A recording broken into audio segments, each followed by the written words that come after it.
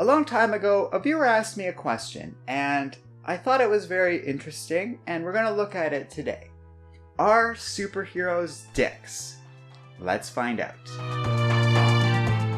Now, before we begin, if you like Comic Island, be sure to subscribe to our channel and check out our Patreon page in the video description below.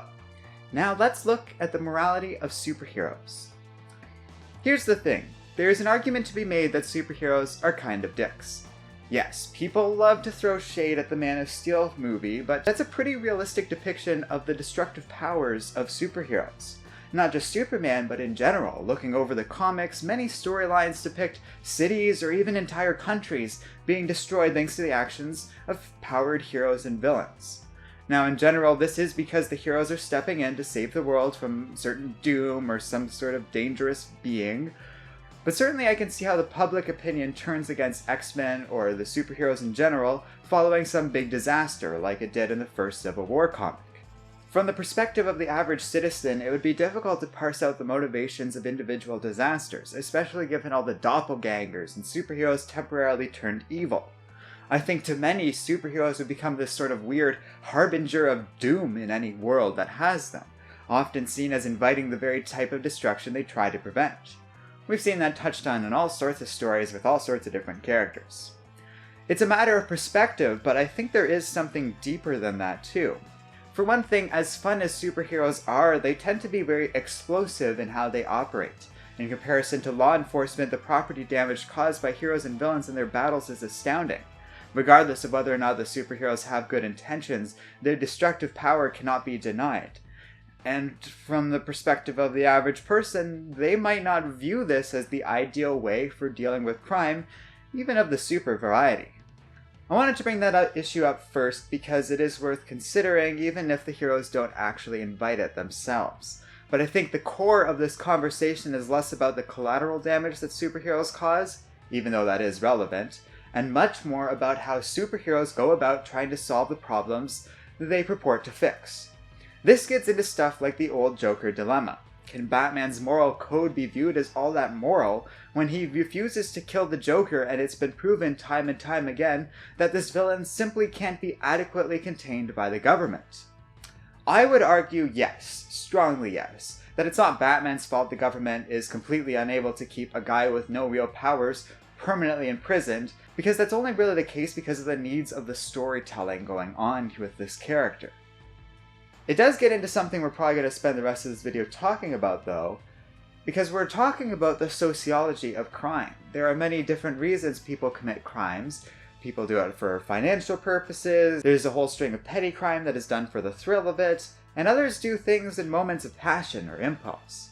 In general, superheroes focus on a wide variety of crime, but mostly on violent and financial crimes of the lower level. Drug dealers, psychopaths, that sort of thing. I think mostly this is done again for the purposes of storytelling though, rather than making some deeper political point. It's not that superheroes wouldn't feel compelled to deal with white-collar crime as much as traditional crime, but it's more fun when there's an element of danger involved, so violent crime is going to be the more common focus for writers. Unless you have a very specific villain like Kingpin, white-collar crime really just doesn't work in terms of making it for an exciting story. But it does leave for an odd tone at times. Again, it brings up another school of thought a lot of fans have in regards to Batman. He is a billionaire dressing up and violently attacking what are often the mentally ill and desperately poor. Handled the wrong way, Batman's character could easily be misconstrued as a literal agent of class warfare, and a very ugly side of it at that. Now I'm choosing my words very carefully here because there's a difference between this and the actual intent of the writers of Batman. It's interesting to explore these ideas, but worth noting it's never really been the intent of the character, even in the greatest grimdark moments of violence that pepper Batman's history. Because the point of Batman's character, even at the darkest, has always been about him saving poor people rather than him waging a war against them. He rescues potential victims of violent assaults, comforts children after they've just endured something horrible. You just can't build an entire movie or a comic around Batman hugging a traumatized kid. So you need the heroes to knock some bad guys on the head, even though traumatic brain injury is a very serious thing. and most of the people that Batman and Superman knock out, especially if they do it on more than one occasion to repeat offenders, well, they're never going to be the same again. Now, it is worth stating we're talking about criminals here, and they do often pose a danger to others, but not always. Many times, these superheroes are just knocking out nameless guards and goons we never actually see do anything wrong. And TBI is very different from the way law enforcement generally, or at least is supposed to treat its criminals and potential arrestees.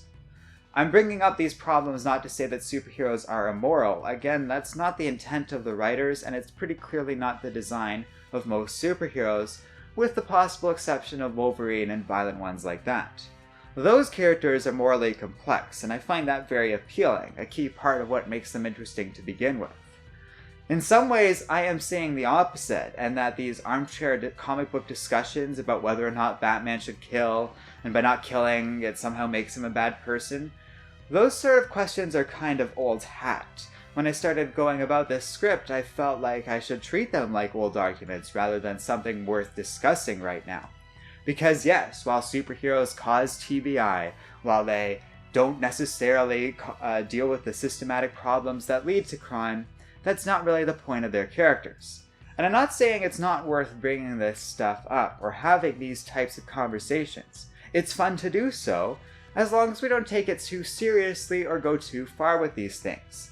So yes, superheroes don't generally do a lot in terms of dealing with the actual problems that cause crime in their community, but it should be noted Bruce Wayne very much does that, and it's kind of the point of a team like the X-Men to begin with. They're trying to enact community change, but they're perfectly willing to beat a mugger up if a woman's in danger. Because these stories are fantasies meant to be fun rather than serious treaties about how we should deal with actual thieves or people with schizophrenia. Even dark or dramatic superhero stories need to be viewed for what they are. Fictional stories that, even if they want to be taken seriously, are just that. Fiction. Fantasy. Not real, and therefore not under the same standards that we would treat, say, an actual cop or an actual vigilante in real life. So no, I do not believe superheroes are dicks. I think it's interesting to consider the ethics of their behavior, and I might go into more detail about individual characters, their morality, ethics, and philosophy on other videos later. But overall, that's not what superheroes are about. They're here to help people, and while we can parse out how they go about helping people, the reality of the matter is a lot of that stuff is simplified for the sake of telling a fun or enlightening story. So to that end, while it's fun to joke about Batman not killing people or exploring that idea, anyone who takes these discussions too seriously or uses them to brand Batman as some sort of immoral, evil person is basically deliberately misinterpreting the comics and media adaptations of that character or any given superhero written well. So that's the end of the video. Let me know what you think and whether or not you agree with my little theory that superheroes, while they could be construed as dicks, very much aren't, in the comment section below.